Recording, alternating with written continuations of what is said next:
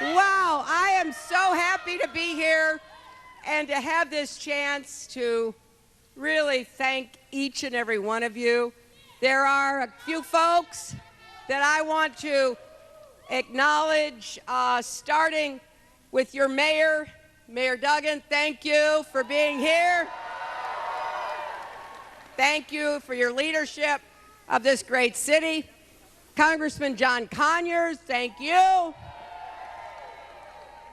Congresswoman Debbie Dingell, thank you. Congresswoman Brenda Lawrence, thank you. Detroit City Council President Brenda Jones, thank you. I want to thank the Charles H. Wright Museum and the staff for enabling us to be in this glorious space at this very important museum. Thank you all.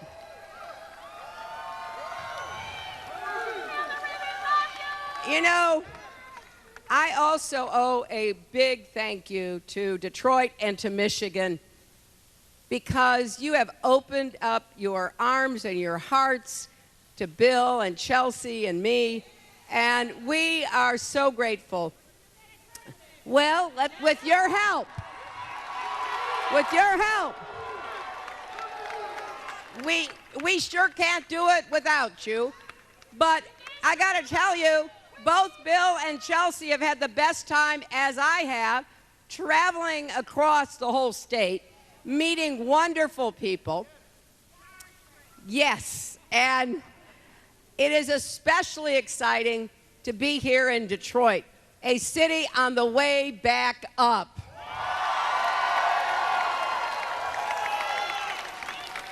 Now, you know, last night, we had the debate in Flint. I asked if we could have that debate there. I was really gratified that the answer was yes, because I want to keep shining a bright spotlight on what happened in Flint, Michigan.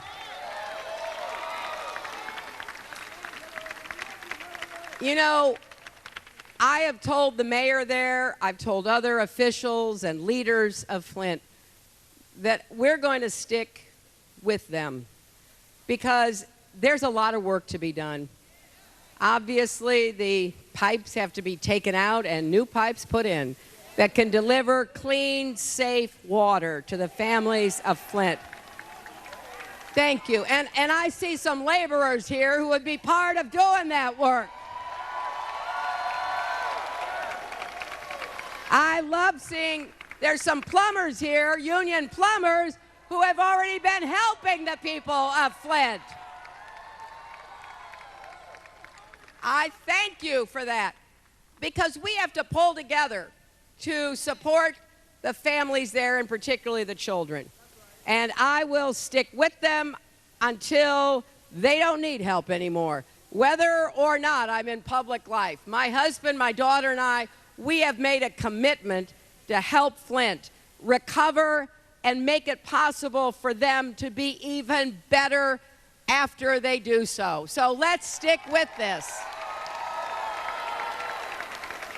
You know, I'm running for president to knock down all the barriers that stand in the way of America reaching its potential and of Americans reaching ours. And yes, there are economic barriers. I absolutely know we've got to get more good jobs. We've got to get rising incomes. We need more infrastructure projects across America to put people to work. We need more manufacturing, like the factory that I visited the other day, Detroit Manufacturing Systems, where I saw people working literally around the clock all week. And I talked with them, and they said they loved their jobs because they were not only making things, but they were being treated with respect. I want to go everywhere in America and be told exactly the same thing. We're going to have a renaissance in manufacturing, and I am very proud that I voted to make sure we could rescue the auto industry when I was in the Senate.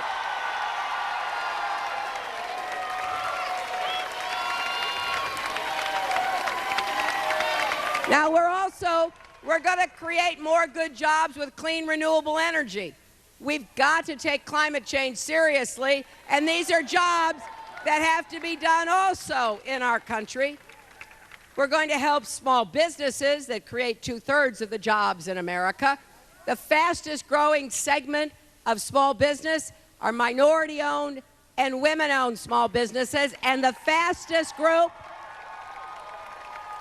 of all are African American women, who are creating small businesses faster than anybody. But I want to be a small business president to help even more folks get ahead. We're also going to fight to raise the minimum wage. And finally, we're going to get equal pay for women's work.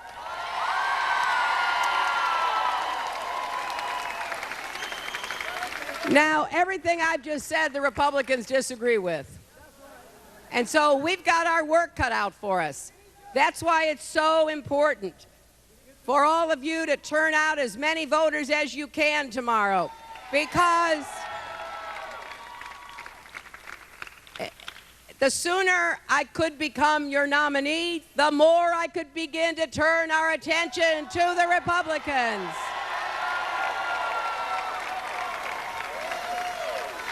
Now, we also have to build on the Affordable Care Act. Let's make sure we get to universal coverage. We're at 90%. Let's go the other 10%. Let's tackle high prescription drug costs. And let's make sure that every child in every zip code gets a first-class education in America.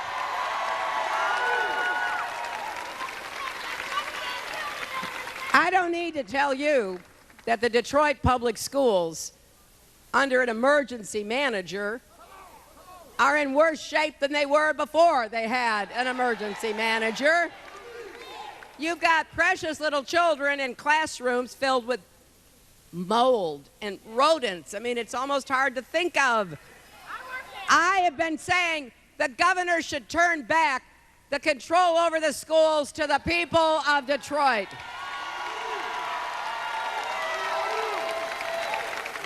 But we should also have early childhood education so more kids can be prepared to succeed in school. And we have to make college affordable for everybody again.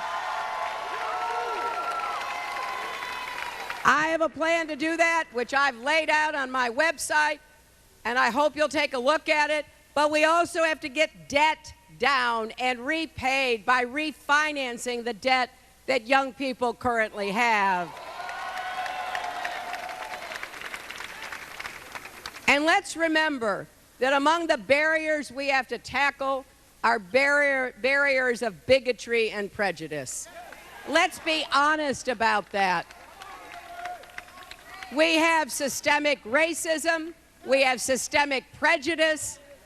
We have a lot of people who are held back, African Americans, who are cut out of employment opportunities, where we have health disparities, where educational opportunities are not available, where the criminal justice system doesn't work equally for every American, where the rate of incarceration is much too high among African Americans. And because of the kind of campaign that the Republicans have been running, led by their front runner, we have a lot of people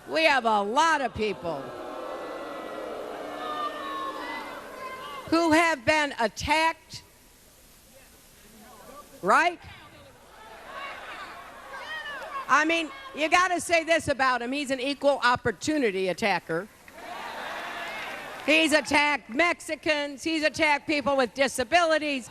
He's attacked women. He's attacked Muslims. He's just gone after everybody. We will not let a person like that ever become president of the United States.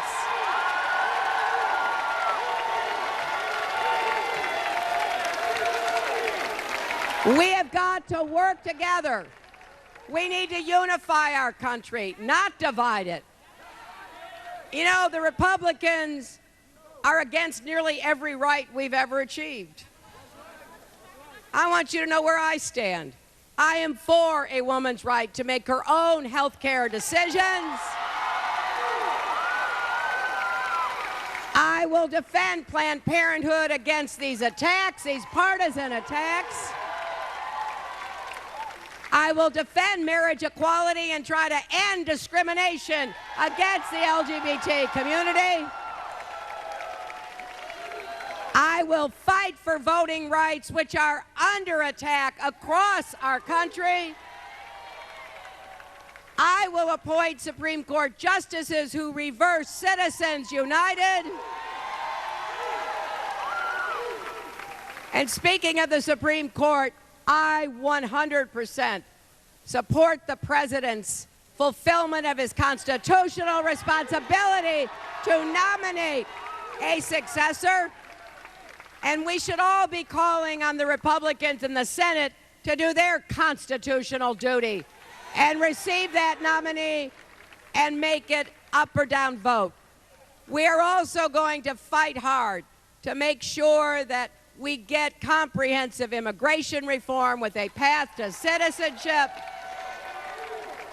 that we protect our veterans, and yes, we will change what doesn't work in the VA, because our veterans deserve nothing less than world-class health care.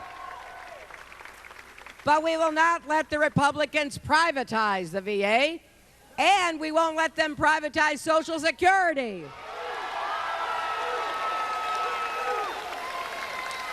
I want the young people here to believe and know that the Social Security Trust Fund will be there for you when you get to the age where you can draw it down. And yes, I'm going to keep working for sensible gun safety measures.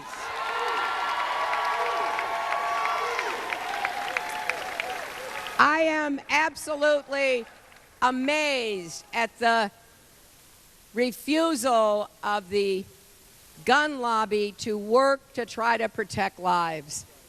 You can do that in a constitutional manner. Make no mistake about it. Our country did it for about 200 years. We got to get back to doing it together. And let me say a quick word about foreign relations and national security, because when you go to vote tomorrow, you're voting for a president, but you're also voting for a commander-in-chief.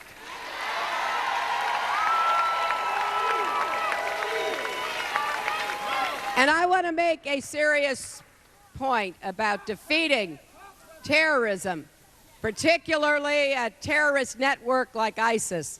We've got to lead an air campaign, which the United States is doing.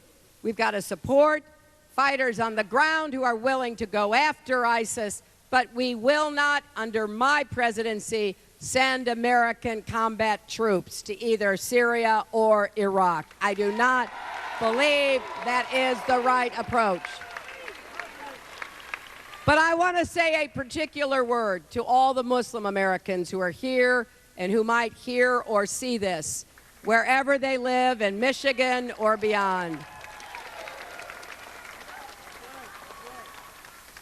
I will do everything I can to keep America safe, and I know that among the most important people to help us do that are Muslim American friends and neighbors.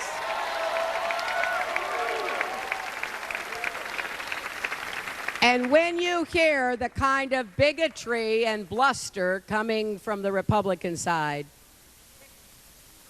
not only making very intimidating remarks about American Muslims, but also talking about preventing Muslims from coming into our country, insulting one of the great religions in the world, that's not only offensive and shameful, that's dangerous.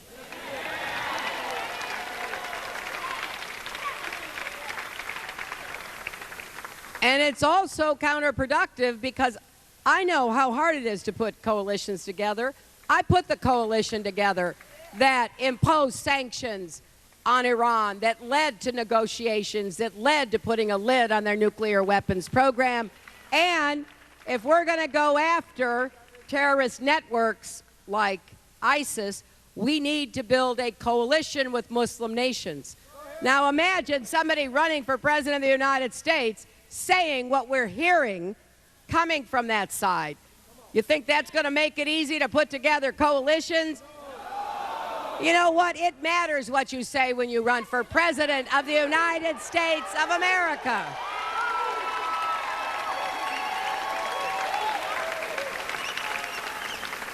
So we have work to do, and I am excited about doing it with all of you.